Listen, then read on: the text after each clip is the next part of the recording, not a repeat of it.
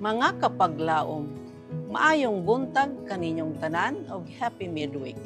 Ang atong hilisgutan karong Hulyo 16, giuluhan og himua ang panimalay nga usa ka panalangin ngadto sa uban. Ang atong teksto makita sa Lucas 14:13 taman sa 14. Apan sa magakumbira ikaw, maoy dapit ang mga kabos, ang mga pungkol, ang mga piang, ang mga buta. Tungod kay sila dili man makabalos kanimo.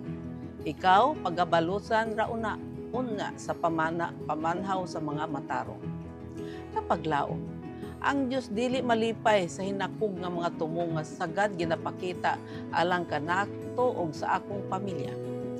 Ang matag pamilya nga nagabato niini nga espiritu kinahanglan nga makabig pinaagi sa putli nga mga prinsipyo nga gipakita diha sa kinabuhi ni Kristo.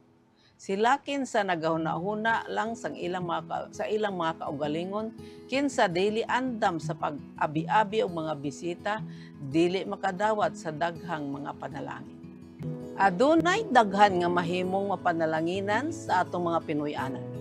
Ang atong katalingbanon nga pag-abi-abi dili kinahanglan ipahiuyon sumala sa ginabuhat sa kalibutan.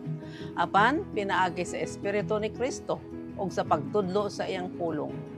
Ang mga Israelhanon diha sa tanan nila nga mga pagsaulog, nagaapil sa mga kabos, sa estranghero, sa Levihanon, kinsa man nagsama nga nagatabang sa pari dito sa sanktuaryo, ug usa ka reliyosong magtutudlo og misyonero.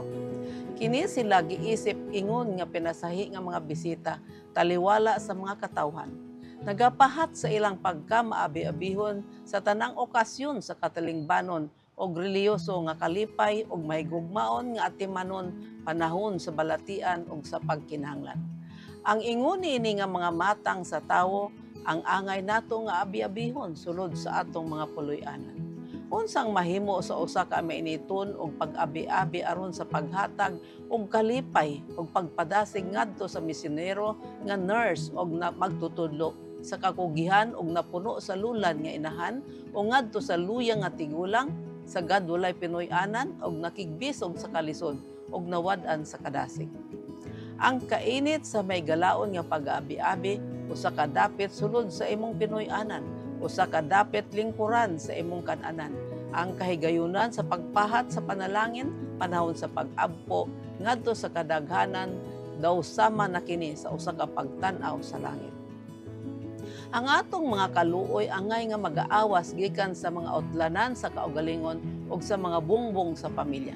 Adunay bililhon nga mga kahigayunan lamang niadtong mutugot nga ang ilang mga puloy-anan mahimong panalangin sa uban. Ang katalingbanon nga impluwensya siya manindot nga gahom. Ato kining magamit kung buot nato ingon nga pamaagi sa pagtabang sa mga tawo nga anaa sa atong palibot. Kapaglaom, ang atong panahon dinhi mubura. Mulabay kita ni ining kalibutana kausa lamang. Samtang kita magalabay, atong buhaton ang pinakaanindot nga atong mabuhat sa atong kinabuhi. Magampo kita. Diyos ug may gugmaon na mong Amahan sa langit, imo kami nga panalanginan, Amahan nga unta mahimo kami nga mga panalangin ubsab sa among isig katawo pinaagi sa pagkamahigalaon sa tanang mga tao nga nagkinahanglan kanamo. Maunsa man sila sa estado sa ilang kinabuhi. Tabangi kami nga magkinabuhi og manindot nga buhat samtang naa pa niining kalibutana. Sa ngalan ni Hesus. Amen.